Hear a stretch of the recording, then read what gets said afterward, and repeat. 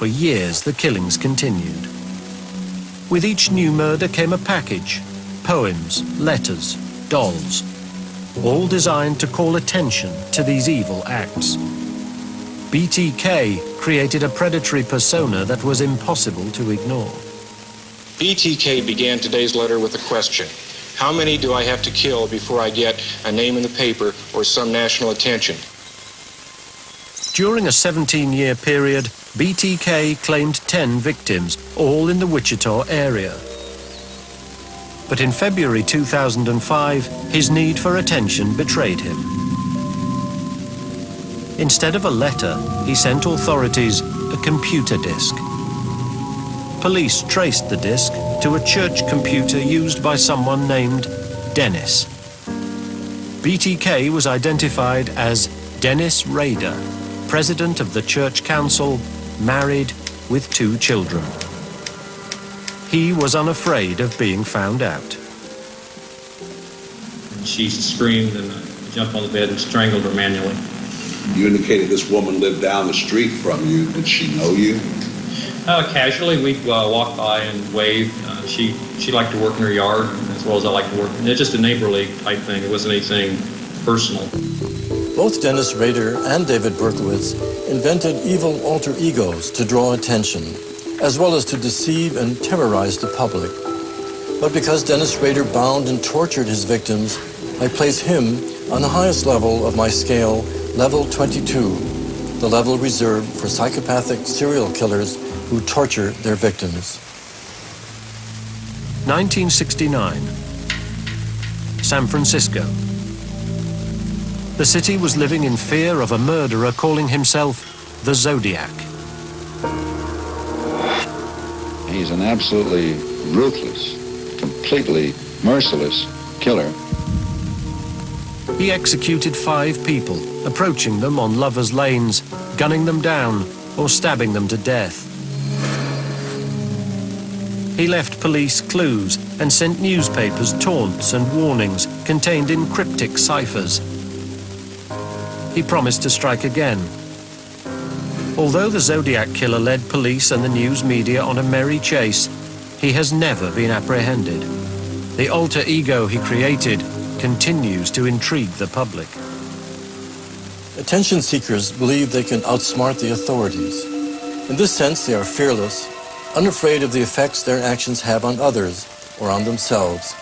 This deeply narcissistic tendency is at the root of their taunts and is classic thrill-seeking behavior. How far will attention seekers take their cat-and-mouse game with police? In Canada, the Abbey killer repeatedly dared police to catch him before he killed again. October the 14th, 1995, Abbotsford, British Columbia. 16-year-old Misty Cockrell stumbled into a hospital casualty department. She was badly beaten and barely conscious. She was delirious. Eventually, we discovered that she had 7 pieces of her skull embedded in her brain.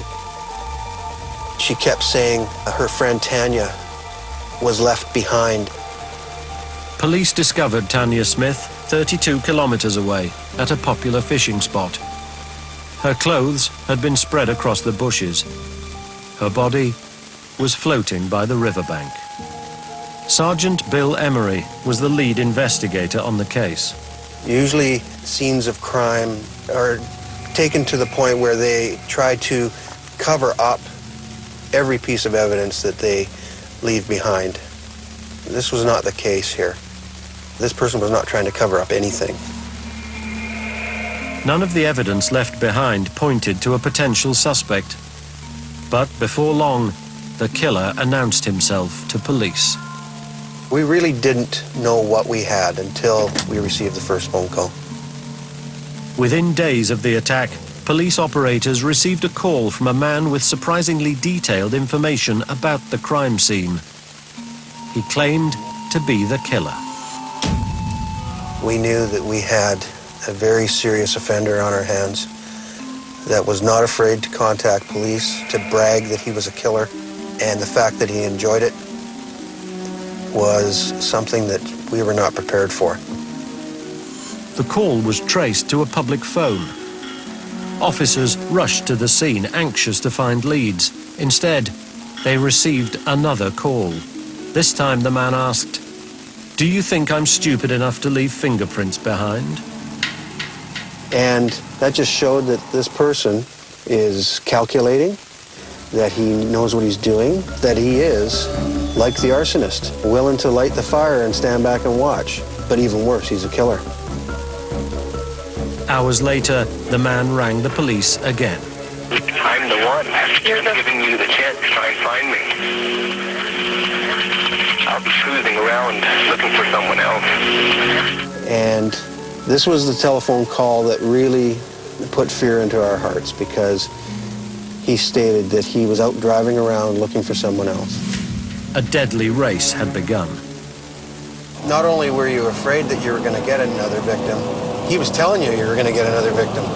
So it was like, you really have to hurry up and get this guy, because he's threatening to kill again, and he's just playing you. Emery's team investigated thousands of tips, but none produced solid leads. Many in the town were in a panic, fearing the man the press had dubbed the Abbey Killer. The clock was ticking, and each day we just thank God that we didn't have another victim yet. 4 months after the attack, someone rang a local radio station. Each call, you could tell that he was becoming more and more excited about the game. You could tell in his voice that he didn't believe that we were onto him at all. And he was right. The caller demanded they look in the car park. There they found the defaced headstone of Tanya Smith, the killer's first victim. It had been tossed onto a vehicle. Well, in my 32 years, I have never heard of anything that even compares to that. And all he cares about is recognition. He's either going to get it by phoning you or by doing something totally bizarre. Threats had been scrawled on the headstone. She's not the first, and she won't be the last. You start second-guessing yourself. You start second-guessing everything. And you're wondering if he's watching you, or if he's watching your family, or if he's out driving around looking for another victim like he says. Desperate for leads, the police turned to the public for help. And they got it. We received a telephone call from a woman that stated that she believed the voice was that of her son.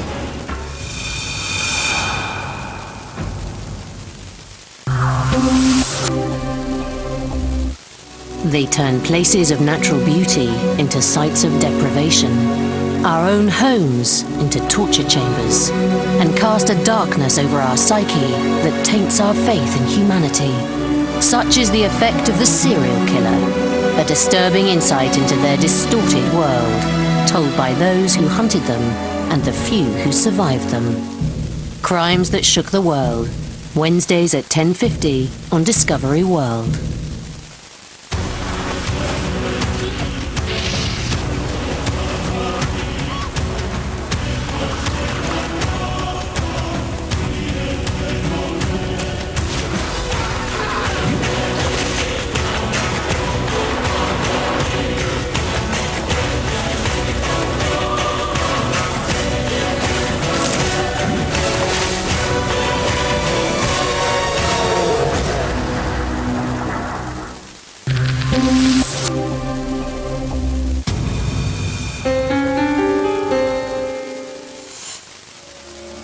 (1995), Abbotsford, British Columbia. Residents were terrified when a killer struck, leaving his victim on the banks of the Vedder River. The murderer taunted police in a series of phone calls in which he threatened to kill again. Sergeant Bill Emery was trying to capture the killer before he could carry out his threats. The Abbotsford police decided to broadcast the killer's voice, hoping someone could identify it. The voice you are about to hear is the voice of the man who murdered Tanya Smith and attempted to murder Misty Cockrell. Beside a walkway behind trees. Okay, sir, where are you getting this from? I'm the killer. By the release of this tape, our investigators are confident that a member of the general public will recognize the voice and share that information with the police. we received a telephone call from a woman that stated that she believed the voice was that of her son. She stated that his name was Terry Grant Michael Driver. Terry Driver, a 30-year-old printing press operator, seemed an unlikely suspect. He was married with 2 children and had no criminal record. To determine if Driver fits the profile of an attention